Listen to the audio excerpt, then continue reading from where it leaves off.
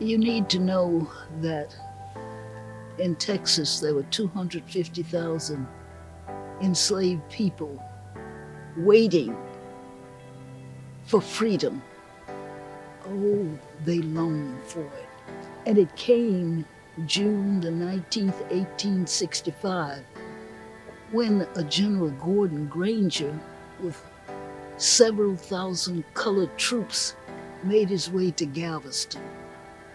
Now he had General Order Number 3 that said all slaves are free.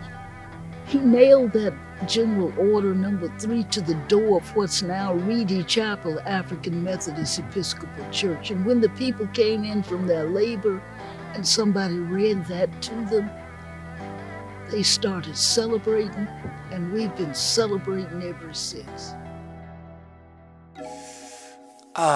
Juneteenth, Freedom Day.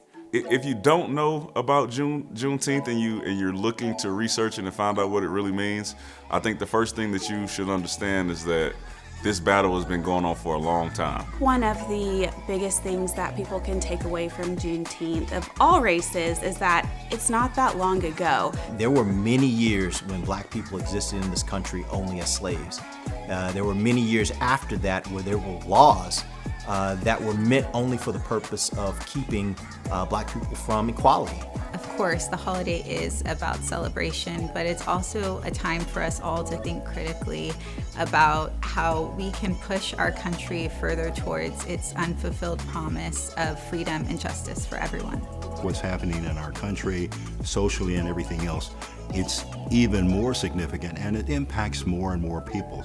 I just want you to be educated on understanding that if it's important to me and you love me, I would hope that you would want to look into it and just get an understanding about it.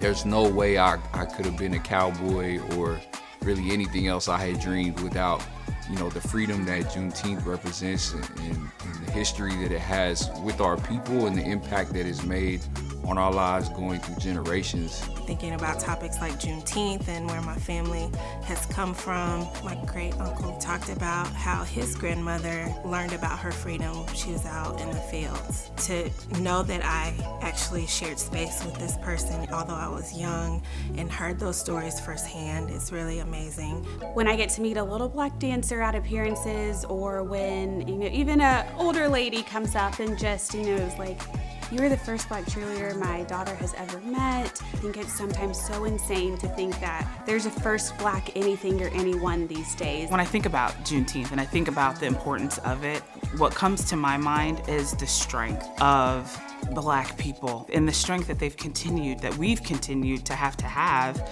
through Jim Crow, through mass incarceration. I mean, the strength of us, and we're still here. I think that it's important to see that there is celebration that can come out of something that's so serious or that was so strenuous on a group of people. The day it's not just a fad date, This is actual history of a culture, history of a people. If we can be taught to hate, we can be taught to love. I'm wanting people to know that they can be a part of this. And I want people to think Juneteenth is one day.